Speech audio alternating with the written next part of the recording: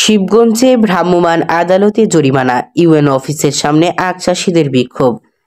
চাঁপাইনবাবগঞ্জের শিবগঞ্জের বিভিন্ন এলাকায় আখ থেকে গুড় তৈরি কার্যক্রম তদারকিতে জরিমানা করায় ইউএনও অফিসের সামনে বিক্ষোভ করেছে কৃষকরা। রোববার 1 নভেম্বর হওয়া এই অভিযানে ভ্রাম্যমাণ আদালতের মাধ্যমে কয়েকজন কৃষককে লাখ টাকা জরিমানা করা হয়। এই জরিমানার প্রতিবাদ ও কৃষকদের হয়রানি করার অভিযোগ তুলে সোমবার 2 নভেম্বর শিবগঞ্জ ইউএনও অফিসে জড়ো হয়ে বিক্ষোভ করে কৃষকরা বলেন, তারা প্রতি বছরের মতো এবছর আখের রস থেকে গুড় তৈরির কার্যক্রম শুরু করেছেন। তারা জানান, কিন্তু অভিযানের নামে তাদেরকে হয়রানি করা হয়েছে। গুড় তৈরির চুলাসহ অন্যান্য সরঞ্জাম নষ্ট করা হয়েছে। কৃষকরা বলেন, এতে আমরা আর্থিকভাবে ক্ষতিগ্রস্ত হয়েছি। গরিব কৃষকদের উপর এটা জুলুম। এর প্রতিবাদ করতেই আমরা ইউএনওর কাছে এসেছি। এই বিষয়ে শিবগঞ্জ উপজেলা নির্বাহী কর্মকর্তা ইউএনও আফতাবুজ্জামান আল ইমরান বলেন, রবিবার শিবগঞ্জ ধাইনগর সড়কে ভ্রাম্যমাণ আদালতের অভিযান পরিচালনা করে আখ থেকে গুড় উৎপাদনের ক্ষেত্রে হাইড্রোজ নামক রাসায়নিক দ্রব্য মেশানোর প্রমাণ পাওয়া যায়। অভিযানে 2 ধরনের গুড় পাওয়া যায়, হাইড্রোজ মেশানো ও হাইড্রোজ ছাড়া। তারা নিজেদের খাওয়ার জন্য যে গুড় তৈরি করছেন সেখানে হাইড্রোজ দেন না। বিক্রির জন্য যেগুলো তৈরি করছেন সেখানে তারা এই ক্ষতিকর রাসায়নিক ব্যবহার করছেন। এসব 5 জন আখ চাষিকে 20,000 টাকা জরিমানা করা হয়। এ ক্ষোভ থেকেই তারা তার বিক্ষোভ করছেন। আমার কল এখানে থাকে প্রায় 7-8 বছর থেকে। এতদিন কেউ কোনোদিন কিছু বলেনি। ওনারা আসছে, আমাদের দোষটা কি, অপরাধটা কি, আমাদেরকে কিছুই জিজ্ঞেস করেনি। হঠাৎ আসে, মনে করেন যে ওদিক থেকে মাইক্রোতে 2-3 জনকে উঠিয়ে ধরে নিয়েছে। আমরা তখন ভয়ে সবাই পালিয়ে গেছি।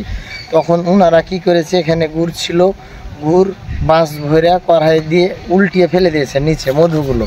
এই তো আমাদের কাছে কোনো রং পাইনি কিংবা হাইড্রোজ পাইনি, কিছুই পাইনি। আমরা এখানে খাওয়ার জন্য গুড় করছিলাম।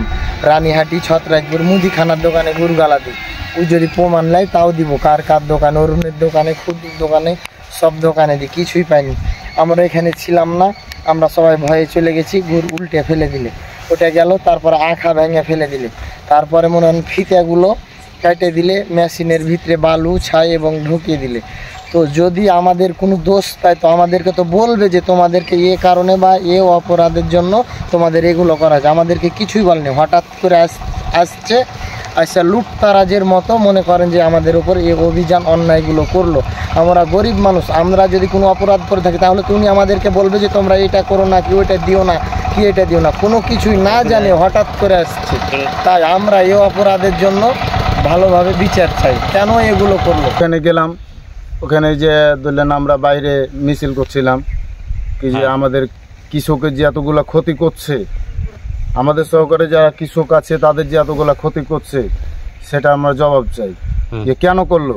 আইসে যদি আমরাকে ডাক ফুকার একটা পরিচয় দিত কি যে আমি টিউনো কি পুলিশ কি বিডিআর কি মানে যে হোক না কেন, আইসে যদি পরিচয় দিত কি তোমরা এই জিনিসটা ব্যবহার করছো, এটা আর করিও না, আমরা করব না। আমাদের কাছে কোনো কিছু যদি পাইতো কি দেখতো, আমরাকে পরিচয় বলতো। ও আমাদের কাছে তো স্যার কোনো কিছুই পাইনি, আমাদের কাছে কোনো কিছুই পাইনি। তারা এভাবে অত্যাচার করলো কেন? আমাদের 1 বিঘা আখ কিনতে লেগে ধরেলেন আকলি আছে ওখান থেকে, আমাদের এখানে যদি মানে হাজারো লোকজন আছে ফুলি খেতে, আমরা কোনোদিন কাউকে মানা করি না কি যে খাও। কারণ আমাদের তো সবারই স্যার কিনা, কেউ জমি আলা পিড়াই নেই, সব ব্যবসায়ীর কাছে বিক্রি করে দেয়।